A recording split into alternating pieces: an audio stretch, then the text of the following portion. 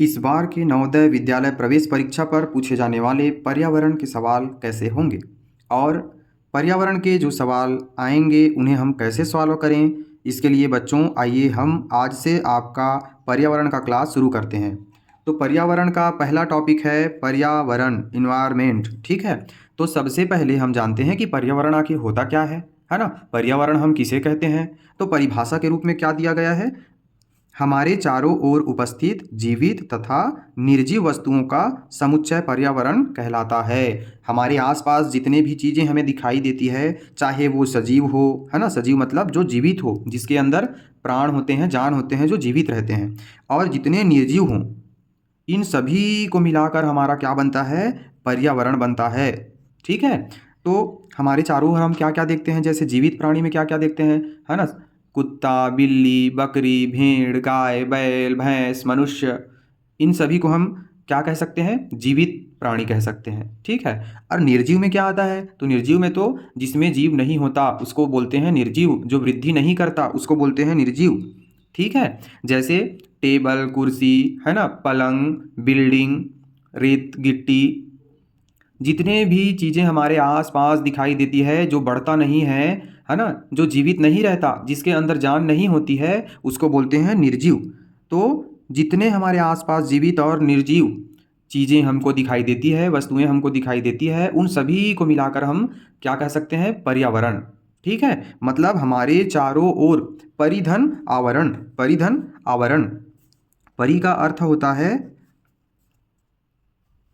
दूसरा, ठीक है, अन्य, और आवरण का अर्थ होता है जो हमें चारों ओर से क्या करे? ढके रहे, उसे कहते हैं पर्यावरण। ठीक है, तो जो हमारे आसपास हमको चारों तरफ से ढका हुआ है, उन सभी को मिलाकर हम क्या कहते हैं? पर्यावरण कहते हैं। ठीक है, अब बात आती है कि पर्यावरण के उदाहरण क्या क्या हैं। तो वायु, जल, मिट्टी, सूर्य, पेड़ पौधे, है ना, पशु पक्षी, मनुष्य आदि। जैसे इसमें हम देखते हैं कि सजीव क्या होती है? तो सजीव पेड़ पौधे हैं, है ना, पशु पक्षी हैं जिसमें जीव होते हैं जो भोजन करते हैं, मनुष्य, है ना, हम तो सजीव ही हैं, हमारे अंदर प्राण है, तभी तो हम चल रहे हैं, हिल रहे हैं, बोल रहे हैं, है ना, खाना खा रहे हैं, और हमारा निरंतर क्या होता है? वृद्धि होता है। और निर्जीव जो कभी भोजन नहीं करता, है ना, जो कभी वृद्धि नहीं करता, बढ़ता नहीं है, वो क्या है? वायु है, जल है, मिट्टी है, सूर्य है ना। सूर्य को हम क्या कह सकते हैं? निर्जीव कह सकते हैं, क्योंकि सूर्य न भोजन करता है ना, न वृद्धि करता है। कभी ऐसे देखे हैं क्या कि सूर्य का आकार बढ़ रहा है? वो जितने आकार का है उतने ही आकार का आज भी है, जैसे पहले था और आगे भी रहेंगे। ठीक है, अब आते हैं पर्यावरण के घटक। तो पर्यावरण के घटक कौन कौन से हैं उसे भी देख लेते हैं हम लोग। तो पर्यावरण के दो घटक होते हैं। कितने घटक होते हैं बच्चों? दो घटक होते हैं। एक होता है जैविक घटक, दूसरा होता है अजैविक घटक। ठीक है, तो जैविक घटक मतलब क्या होता है? तो जैविक घटक मतलब होता है जिसमें जीव होता है, जो वृद्धि करता है। तो कौन कौन प्राणी वृद्धि करते हैं, किसमें जान होती है ना, कौन कौन भोजन करते हैं? तो उसमें आता है मनुष्य आते हैं, हम लोग आते हैं। ठीक है, उसके बाद पशु आते हैं, पक्षी आते हैं। पशु में क्या क्या? गाय, बैल, भैंस, शेर, घोड़ा, कुत्ता, बिल्ली, इन सभी को। ठीक है, उसके बाद पक्षी, पक्षी को आप जानते ही हैं, चिड़िया, जितने भी चिड़िया हैं सभी अपना जीवन चलाने के लिए भोजन करती है। ठीक है, और आता है पेड़ और पौधे। पेड़ पौधों को हम सजीव के श्रेणी में रखेंगे। क्यों रखेंगे? क्योंकि पेड़ पौधे भोजन बनाते हैं। इनका भोजन कैसे बनता है? तो जब सूर्य का प्रकाश मिलता है, जिसको हम बोलते हैं प्रकाश संश्लेषण। क्या बोलते हैं? प्रकाश संश्लेषण। उस प्रक्रिया के द्वारा पौधे अपना भोजन बनाते हैं। उसके बाद वो क्या होते हैं? धीरे धीरे धीरे धीरे वृद्धि करते हैं। वृद्धि करते हैं, इसलिए वो क्या है? सजीव में आते हैं पेड़ पौधे। और उसके बाद होता है सूक्ष्म जीव। सूक्ष्म जीव मतलब जो हमको दिखाई नहीं देता, या जो एकदम छोटे छोटे रूप में रहते हैं, उन सभी को भी हम सजीव कह सकते हैं। क्यों? क्योंकि वो भले सूक्ष्म है, लेकिन वो अपना भोजन कर रहा है और वृद्धि करते रहता है। ठीक है, उसके बाद अजैविक। तो जैविक के जस्ट उल्टा क्या होता है? अजैविक होता है। तो अजैविक जो कभी भोजन नहीं करता, जो कभी वृद्धि नहीं करता, जो बढ़ता नहीं है, उसको बोलते हैं निर्जीव या अजैविक। जैविक मतलब जीव वाला, अजैविक वाला। जैविक मतलब जीव वाला, अजैविक मतलब बिना जीव वाला। तो बिना जीव वाला क्या क्या चीज़ है? वायु, है ना, हवा, जल है, मिट्टी है, सूर्य का प्रकाश है ना, तापमान है, चट्टान है, जो हम चट्टान देखते हैं ना पत्थर का, उसमें भी जीव नहीं होता, इसलिए वो भी क्या है, निर्जीव है, अजैविक है। ठीक है। उसके बाद आते हैं क्या, हमारा पर्यावरण का महत्व। ये बहुत इम्पोर्टेंट है। पर्यावरण का महत्व क्या है, आइए देखते हैं पर्यावरण का महत्व क्या है। जीवों को रहने के का स्थान देता है ना। पर्यावरण हमारे आसपास जितनी चीज़ें हैं वही तो हमको रहने का स्थान देते हैं ना। हम घर में रहते हैं, है ना, चिड़िया घोंसला में रहती है, शेर गुफा में रहता है, तो पर्यावरण के अंदर में ही तो है ना। तो वो सभी जीवों को रहने का जो स्थान मिलता है वो पर्यावरण से ही मिलता है। दूसरा क्या है, जलवायु और भोजन उपलब्ध कराता है। हम जो भी पीने का पानी उपयोग कर रहे हैं, हम जो सांस में हवा ले रहे हैं वायु, और जो हम अपने जीवन यापन के लिए जो भोजन ग्रहण करते हैं वो सभी कहाँ से प्राप्त हो रहा है, हमको पर्यावरण से प्राप्त हो रहा है। इसलिए पर्यावरण का महत्व बहुत अत्यधिक है। उसके बाद प्राकृतिक संतुलन बनाए रखता है। प्राकृतिक संतुलन बनाए रखने का मतलब क्या है ना, जैसे हम श्वास लेते हैं, ठीक है, क्या लेते हैं, ऑक्सीजन लेते हैं। हम श्वास में क्या लेते हैं, ऑक्सीजन लेते हैं, लेकिन ऑक्सीजन आता कहाँ है, तो वो आता है पेड़ों से। कहाँ से आता है, पेड़ों से। पेड़ हमें क्या देते हैं, ऑक्सीजन देते हैं, और उसके बाद हम श्वासों के माध्यम से ऑक्सीजन लेकर बाहर जो छोड़ते हैं, उस श्वास का उस हवा का नाम क्या है, तो उसका नाम है CO2, कार्बन डाइऑक्साइड। तो हमें श्वास के लिए पेड़ों के द्वारा ऑक्सीजन प्राप्त होता है, और हमारे द्वारा जीव जंतुओं के द्वारा कार्बन डाइऑक्साइड जो श्वसन प्रक्रिया के माध्यम से बाहर होती है, उसका उपयोग कौन करता है, पेड़ करता है। तो इस प्रकार का जो संतुलन बनाए रखा है एक दूसरे के जीवन के प्रति, वो कहाँ से संभव है, तो पर्यावरण से ही संभव है। ठीक है। उसके बाद आता है कृषि एवं जीवन का आधार। ठीक है। हमारे माता पिता जो कृषि करते हैं, जहाँ से हमको अनाज मिलता है, खेती, उसका जो उत्पादन होता है वो किसकी सहायता से होता है, तो पर्यावरण की सहायता से। तो पर्यावरण की सहायता से कैसे कृषि हुआ, तो पर्यावरण से हमको पानी मिलता है ना, वर्षा होती है। पर्यावरण से हमको मिट्टी मिल रहा है जिस पर हम बीज बोते हैं, है ना, अनाज का। और उसके बाद समय समय पर उनको क्या की आवश्यकता होती है, धूप की आवश्यकता होती है, जो हमें सूर्य से मिलता है ना। तो ये मिट्टी में बीज बोए, पानी डाले, धूप मिला, तो धीरे धीरे क्या हुआ, उसका अनाज का वृद्धि हुआ, और हमको क्या मिला, अनाज मिला, जो हमारे जीवन जीने के लिए भोजन की आवश्यकता को पूरा करता है। ठीक है।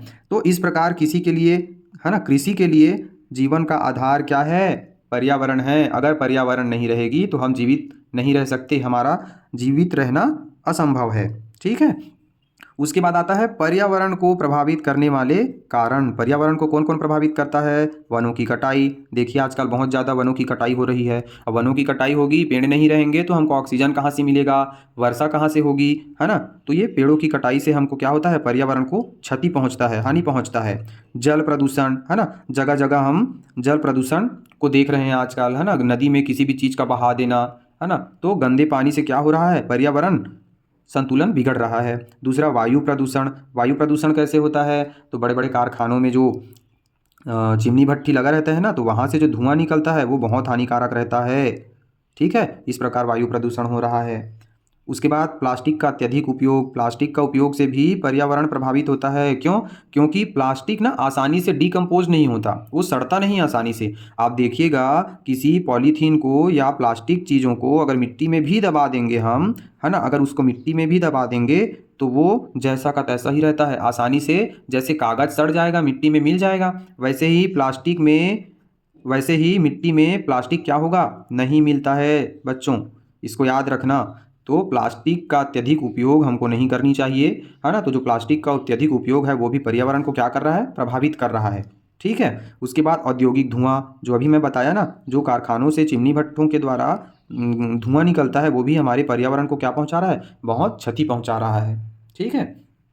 उसके बाद देखिए पर्यावरण संरक्षण के उपाय। हमको पर्यावरण को बचाने के लिए क्या क्या करनी चाहिए, तो अधिक से अधिक वृक्ष लगाना चाहिए, है ना। जल की बचत करनी चाहिए, हमको जितनी आवश्यकता है उतना ही हमको पानी का उपयोग करना चाहिए। ठीक है। उसके बाद प्लास्टिक का कम उपयोग करें, है ना, प्लास्टिक का बहुत कम से कम उपयोग करना चाहिए। उसके बाद कचरे का पृथक्करण करें, है ना। कचरे का पृथक्करण मतलब हम कचरे को जहाँ तहाँ, है ना, जहाँ पाए वहाँ पे नहीं फेंकें। जहाँ पे हमको कचरे की डस्टबिन दिखाई देती है उन डस्टबिन पर हमें कचरे को फेंकना चाहिए। पर्यावरण में पेपर के दृश्य से ये बहुत इंपॉर्टेंट टॉपिक है। क्या है? 3R। क्या है? 3R। तो 3R का मतलब क्या होता है? तो एक R का मतलब होता है रिड्यूस, एक R का मतलब होता है रीयूज़, एक R का मतलब होता है रिसाइकल। इसके बारे में हम अच्छे से डिटेल में अगले टॉपिक पर पढ़ने वाले हैं, तो इसको याद रखना, पेपर में आने वाला है, ये बहुत इंपॉर्टेंट है। 3R। 3R का पूरा नाम क्या है? तो रिड्यूस, रीयूज़, रिसाइकल। ठीक है, आप इसको अपनी कॉपी में क्या कर सकते हैं? लिख सकते हैं। उसके बाद आता है परीक्षा के लिए जो याद रखने वाली बात है, उसको देखिए। इन्वायरमेंट है ना, सराउंडिंग, अपने आसपास के वातावरण के बारे में हमको क्या करना है? जानकारी रखना है ना। बायोटिक, जीवित, है ना, जो जीवित है उसको बोलते हैं बायोटिक, है ना, जिसमें जीवन है। उसके बाद जिसमें जीवन नहीं है उसको क्या बोलते हैं? निर्जीव, वो अबायोटिक आ जाएगा, अजैविक हम जिसको कहते हैं। ठीक, इसको याद रखने की ट्रिक क्या है? देखिए, जीव वाला हो तो जैविक, बिना जीव वाला हो तो अजैविक। ठीक है, इसको याद रखना। उसके बाद आता है हमारा महत्वपूर्ण वस्तुनिष्ठ प्रश्न। ठीक है, जो पेपर में पूछे जाएंगे, इसको अच्छे से देखे रहना। अभी मैं जो करा रहा हूँ ऐसे ही हर चैप्टर में, हर वीडियो में आपको आखिरी में वस्तुनिष्ठ प्रश्न कि किस प्रकार नवोदय विद्यालय में आने वाले हैं, आप उसको अच्छे से देखिए और समझिए, ताकि आप नवोदय विद्यालय में जाने के लिए अपनी पूरी तैयारी कर सकें। ठीक है, तो देखिए यहाँ पे मैं कुछ कुछ क्वेश्चन कराने वाला हूँ जो हमारे पर्यावरण के टॉपिक से संबंधित है। हमारा चैप्टर 1 क्या है? पर्यावरण। तो इस पर्यावरण से संबंधित जितने भी सवाल आने वाले हैं उन सब सवालों को हम देख लेते हैं। देखिए कैसे आएगा सवाल। तो सबसे पहले सवाल आता है, पर्यावरण किसका समूह है? तो हम किसका समूह पढ़े थे? केवल जीवित वस्तुएं, केवल निर्जीव वस्तुएं, जीवित एवं निर्जीव दोनों, है ना, इनमें से कोई नहीं। चलो बच्चों बताओ कौन आएगा इसका उत्तर?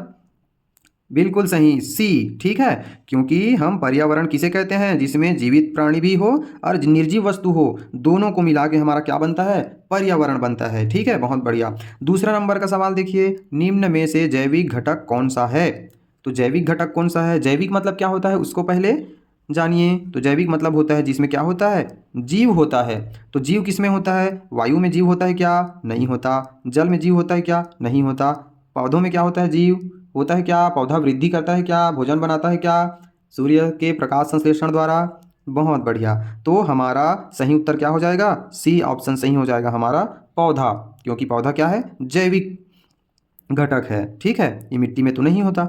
तीसरा सवाल, निम्न में से अजैविक घटक कौन सा है? अजैविक मतलब बिना जीव। ठीक है, तो बिना जीव वाला कौन सा है? देखिए, चलिए बताइए आप लोग कौन सा है? हाँ, बहुत बढ़िया। पक्षी में तो जीव होता है, तो ये उत्तर हमारा नहीं होगा क्योंकि हमको अजैविक पूछा है। गाय में तो जीव होता है, तो ये भी हमारा उत्तर नहीं होगा। मनुष्य में तो जीव होता है, तो ये भी हमारा उत्तर नहीं होगा। तो हमारा सही उत्तर कौन सा है? जल। क्योंकि जल में जीव नहीं होता, न वो वृद्धि करता है न जल भोजन करता है। ठीक है, उसके बाद पर्यावरण संरक्षण का सबसे अच्छा उपाय क्या है? हमको पर्यावरण को बचाना है, तो सबसे अच्छा उपाय क्या हो सकता है बच्चों? तो सबसे अच्छा उपाय हो सकता है पेड़ लगाना। बहुत बढ़िया। क्या हो सकता है? पेड़ लगाना। ए ऑप्शन हमारा राइट उत्तर है। ठीक है, तो प्लास्टिक जलाना हो सकता है क्या? नहीं हो सकता, क्योंकि प्लास्टिक जलाने से वायु प्रदूषण होगा। जल बर्बाद करना, जल बर्बाद करेंगे तो हम पर्यावरण को कैसे बचाएंगे, है ना? कचरा फैलाएंगे तो कैसे बनेगा, है ना? तो सबसे सही उत्तर, सटीक उत्तर हमारा क्या है? पेड़ लगाना। ठीक है, पांचवा सवाल देखिए, अभी बताया हूँ ना, 3R का सही क्रम क्या है? क्रम भी पूछ सकता है। देखिए, तो पहले नंबर पर क्या आता है? तो यहाँ देखिए, यहाँ मैं बताया था रिड्यूस। क्या आता है पहले? रिड्यूस। तो देखिए किसमें किसमें रिड्यूस है? रिड्यूस पहला ही ऑप्शन में रिड्यूस है। उसके बाद दूसरा नंबर में रीयूज, फिर रिसाइकल आखिरी में। तो देखिए रिड्यूस, रीयूज, रिसाइकल, तो ये हमारा क्रम सही है। तो हमारा ऑप्शन नंबर ए सही उत्तर हो जाएगा। तो इस प्रकार आप पर्यावरण से संबंधित आने वाले सभी सवालों को आसानी से हल कर सकते हैं। तो आप सभी बच्चों से अनुरोध है कि आप कभी भी वीडियो के सामने बैठें तो पेन कापी लेकर बैठें, ताकि जो आपको इम्पोर्टेंट पॉइंट है उसको आप लिखें। ठीक है, ताकि आपको रिवीजन करने में आसानी होगी। तो इस प्रकार मैं सभी वीडियो में आपको सभी टॉपिक पर वस्तुनिष्ठ प्रश्न कराते जाऊंगा। तो आज के लिए बस इतना ही बच्चों, धन्यवाद।